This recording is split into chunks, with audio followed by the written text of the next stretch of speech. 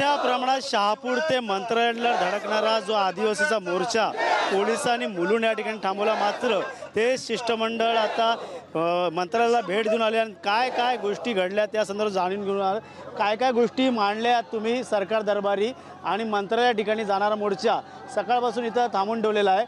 सरकारच्या वतीने कोण कोण आले होते तुमच्या शब्दासमोर आणि कोणकोणत्या गोष्टी मांडल्या गेल्या? सरकारच्या वतीने राज्याचे आदिवासी विकास मंत्री यांनी मोर्चा संबोधित केला. त्यासोबत मुख्यमंत्र्यांचे मुख्य सचिव आदरणीय श्रीकार परदेश साहेब यांनी मोर्चा संबोधित केला. त्यांनी सांगितलं धनगर आणि बंजाराला कधीच आरक्षण मिळणार नाही आणि आदिवासी जमातीत कधी घुसखोरी होऊ देणार नाही हे त्यांनी ठाम सांगितलं.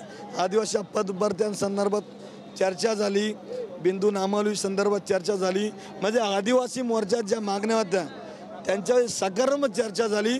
लवकर तोडगा काढू असं आश्वासन दिलं आणि आदिवासींवरती अन्याय होऊ देणार असं सांगितलं. परंतु आम्ही त्या आश्वासनांना भीक घालणार नाही. आमचा लढा अखंडपणे चालू राहील. आज आम्ही हा ट्रेलर दाखवला आहे, भविष्यात आम्ही या गेंड्याच्या काद्या सराला पिक्चर दाखवू. त्यांनी सांगितलं धनगरांना त्यांना उशीर होत होता बाहेर जायला, त्यामुळे त्यांनी श्रीकार परदेशींना सांगितलं.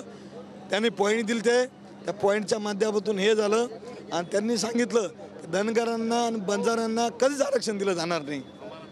बंजारा समाज असेल आणि STचा असेल, अनेकांची लढाई सुरू आहे. मराठा आरक्षण असेल, अनेक ठिकाणच्या लढाई आहे, मात्र तुमची लढाई अजून कुठेतरी थांबलेली आहे.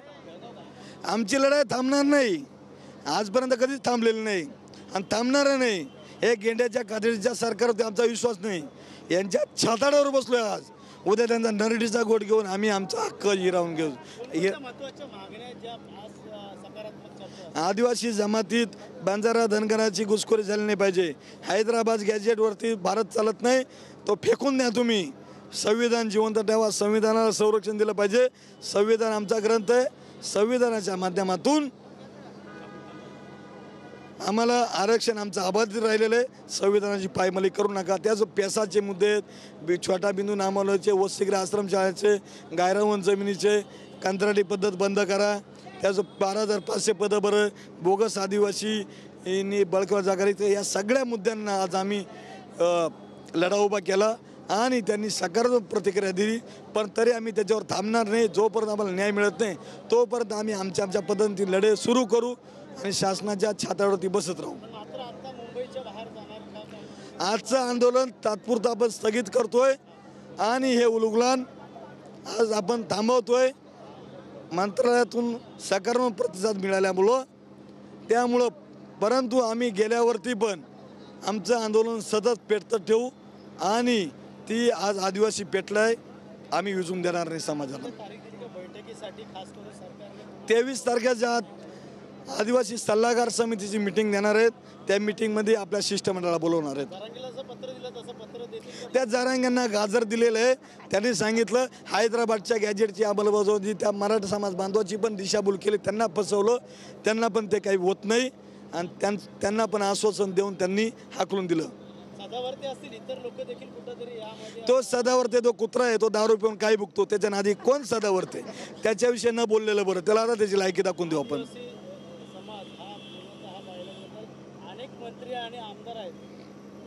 हे गांडू आहेत, यांच्या धमक नाही आदिवासीच्या बाजूने लढायची.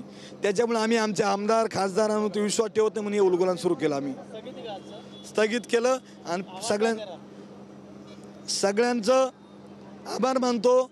सगळ्यांनी गेल्यावरती आपला हा लढा आपल्या भागात चालू ठेवा आणि आपला एकजुटीचा विजय झालेला आहे. एकजुटीने आपण आंदोलन यशस्वी केलेलं आहे.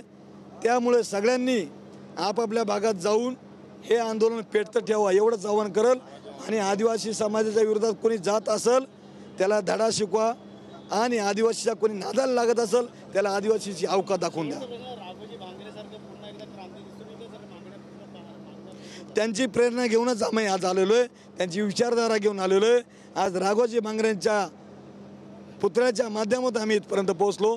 त्यांची क्रांतीची प्रेरणा, त्यांचा क्रांतीचा इतिहास आम्ही विस्तारणार नाही आणि नक्कीच त्यांनी जी क्रांती केली तशीच क्रांती आम्ही या महाराष्ट्रात घडवू. आणि सांगू इच्छितो, जर या मनोवादी सरकारने आम्हाला फसवलं, कोणाला आरक्षण देण्याचा प्रयत्न केला आम्ही मणिपूरपेक्षा परिस्थिती या महाराष्ट्राची करून टाकू, या मंत्र्याची करून टाकू.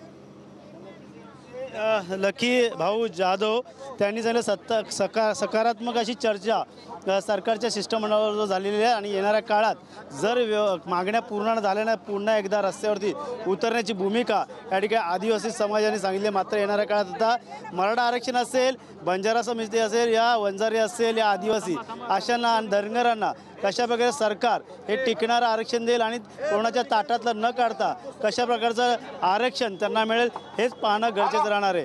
कॅमेरा अजयसह गणेश सुरा, TV मराठी, मुलुंड.